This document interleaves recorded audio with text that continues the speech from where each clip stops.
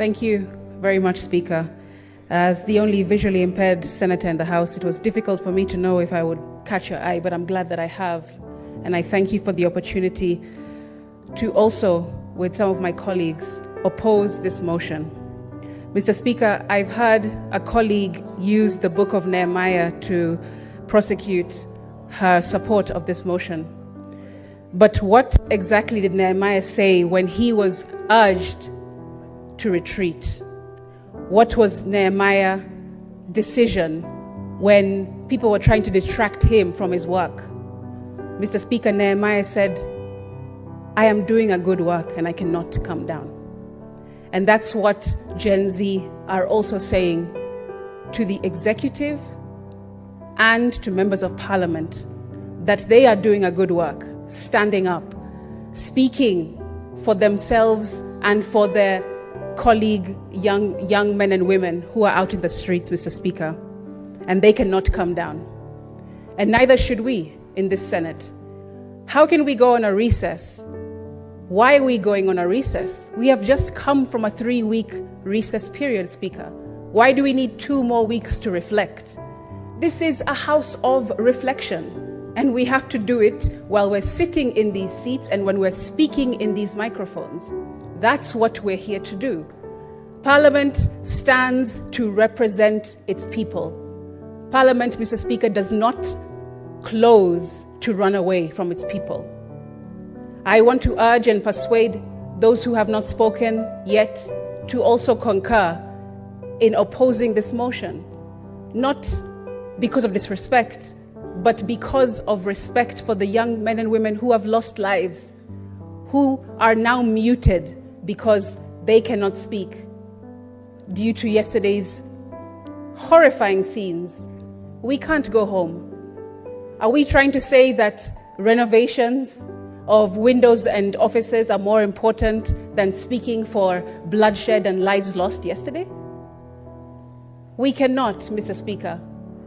And I, as a young person, as the first young person speaking to this motion, as a youth in this House, I am speaking for the youth who are outside of this House. We cannot go on a recess. It is wrong, and it would be completely insensitive to do so. Mr. Speaker, darkness fears democracy. I rarely wake up in the morning wishing for my eyesight to be restored, but what a sight to be able to behold.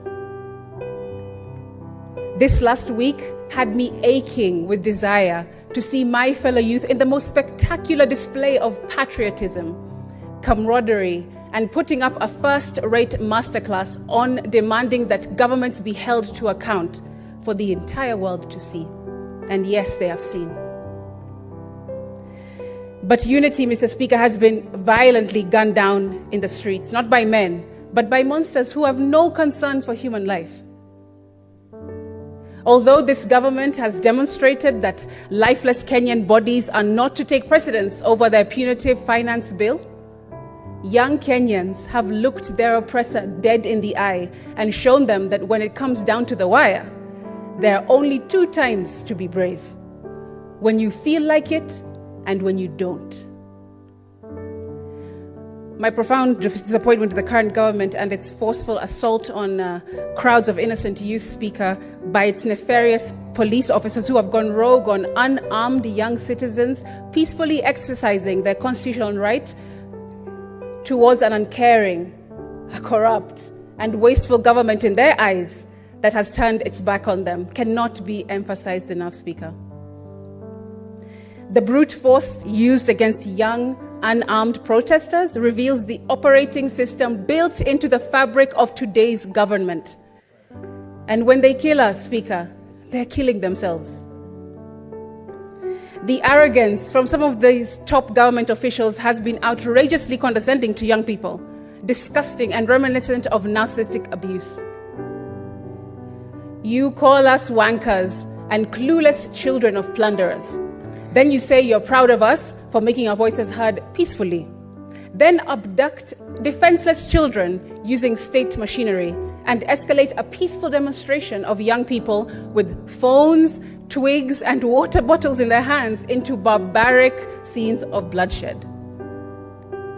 young people, Mr. Speaker, were not out to kill. In fact, I was here on this premises yesterday when everything set off. And whilst I was separated from my security guard, Mr. Speaker, I also saw another member of parliament from the National Assembly who is a wheelchair user, who voted yes to the finance bill, also having been separated from his team and his aides and bodyguard. He was stranded, Mr. Speaker, couldn't run, couldn't hide in his wheelchair. And you know what happened when those kids entered this premises? 3 young boys saw this member of parliament who voted yes for the finance bill, and instead of reprimanding him, instead of reading him their minds, giving them a piece of their minds, you know what they did? They actually carried this member of parliament in his wheelchair to the tunnel so that he can go and seek refuge across in Bunge Towers. And then the 3 boys ran back and joined their fellow comrades. That's what happened. These kids don't operate in mendacity, Mr. Speaker. They are moral youth who are just trying to get their voices heard. So this peddling of a message or narrative that these youth are evil, they are killers and criminals, they're not. That is completely misguided and untrue. Why don't these policemen punch in their own weight class, Mr. Speaker? That's my question. I've been asking myself, would they come into parliament and try and abduct or take on a Ledama or Lekina? Would they be able to have the balls to come and abduct and violate the safety of Samson Cherargei? They wouldn't, Speaker, because they know that all they're doing is showing a brute force, using their shields and using their armor and using their artillery, pouring it on young defenseless Kenyans. And you know, clinical psychologists will tell you that narcissists will first love bomb you, then they'll manipulate you, then they'll gaslight you into believing their lies, then they devalue you, and finally, Speaker, they discard you once they have what they want. We young people have seen every single stage of these narcissistic behaviors in this government. And since they complained that over 8 million of us did not come out to have our voices heard in the 2022 elections, Mr. Speaker, we are here now. And an estimated 25 million came outside in every corner of the country yesterday to say that we reject this finance bill because we would rather die on our feet than live on our knees. We are not the generation who are silenced with every carrot dangled in front of them, Mr. Speaker. We are the generation that asks questions and demands accountability because we understand that we are rich, and only if the money that we refuse tastes better than the money that we accept. Gone are the days, Speaker, when governments can rely on using methods to numb their people through controlling the media, through controlling education, and controlling the church, which used to be houses of God, and now have turned into dens of thieves. So, Mr. Speaker, we're saying as young people, go ahead, push that narrative all you want about our international financier. That's a scapegoat, because you won't find one. Unity is our financier. Liberation, passion, justice, anger, disillusionment, and dissatisfaction are all our financiers. This is the reason why I oppose going on recess, Mr. Speaker, especially at such a sensitive time in our country. Mr. Speaker, this finance bill is without a doubt designed to be esoteric. I believe that it's relied upon for citizens not to understand this document in full.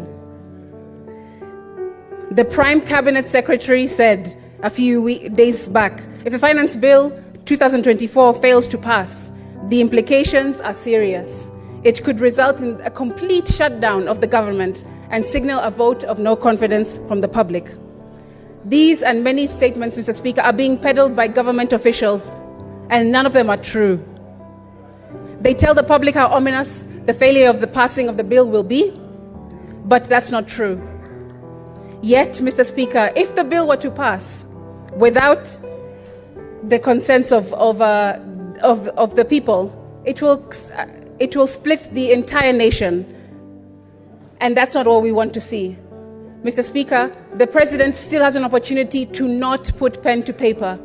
The Constitution clearly says that he has 14 days to assent to any bill that comes from Parliament. And he can still, right now, today, in this moment, decide not to sign this bill into ascension. Mr. Speaker, I just want to conclude so I can give other members a moment to also contribute, but to just say that young people are tired. Young people are exhausted. They don't have jobs. How would they have money to look for artillery and knives and guns? But still, we poured every single piece of armor on these young children yesterday, Mr. Speaker.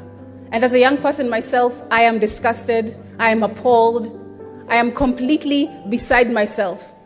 And I want to conclude by saying that my heart goes out to the families and loved ones who have lost people yesterday.